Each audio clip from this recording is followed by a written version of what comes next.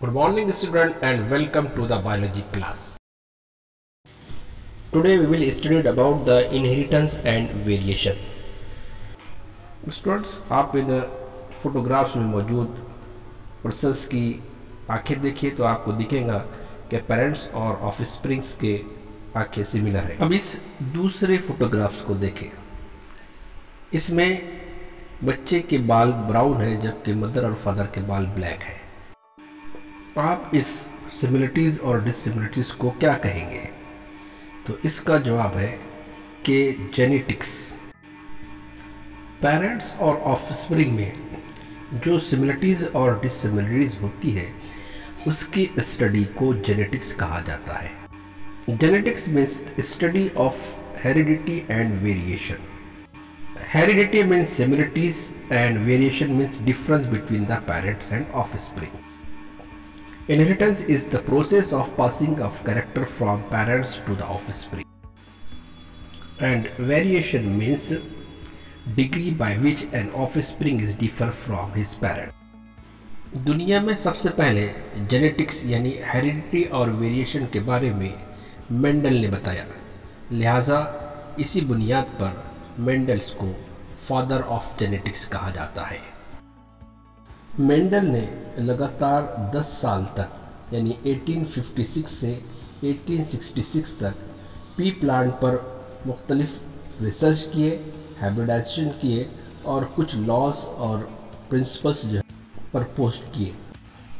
Hybridisation वो process है जिसमें दो डिफरेंट ऑर्गेनिजम्स को क्रॉस करवाया जाता है और उनसे हाइब्रिड तैयार किया जाता है। Now, why Mendel select the pea plant for his experiment? Mendel ने अपने एक्सपेरिमेंट के लिए जो पी प्लांट सिलेक्ट किया था उसके अंदर बहुत सारे कॉन्ट्रास्टिंग कैरेक्टर्स थे।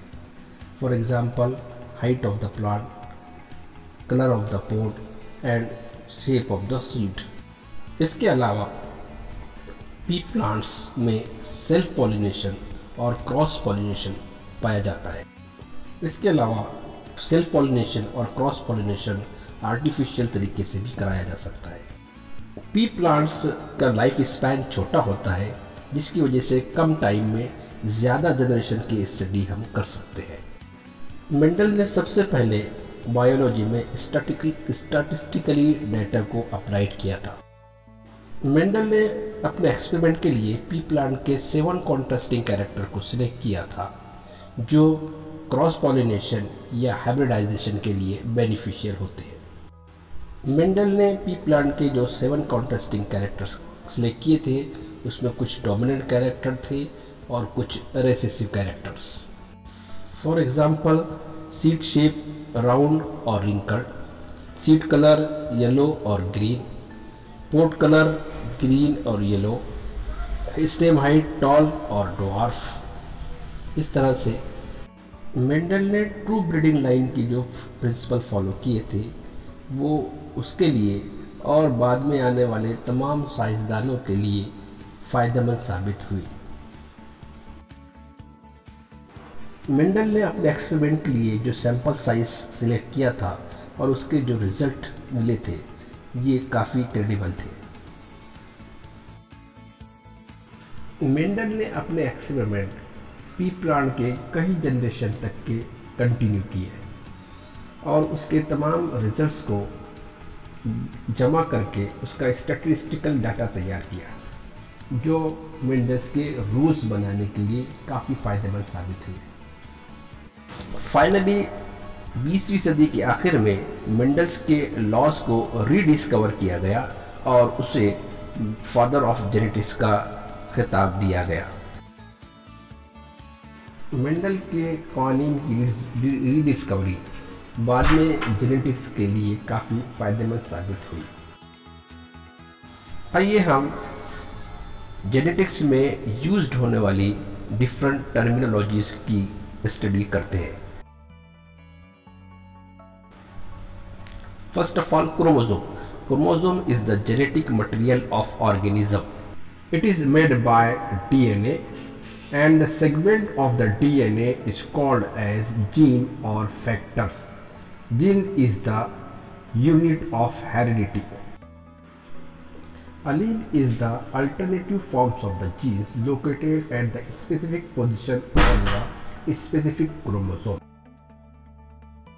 Next terminology is trait. Trait is the distinct variant of organism's phenotypic character, which may be inherited or environmentally determined.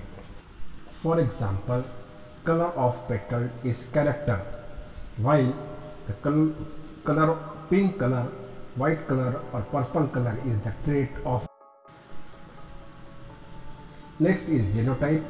The genetic makeup of an organism is called as the genotype. External appearance of organism is called as the phenotype.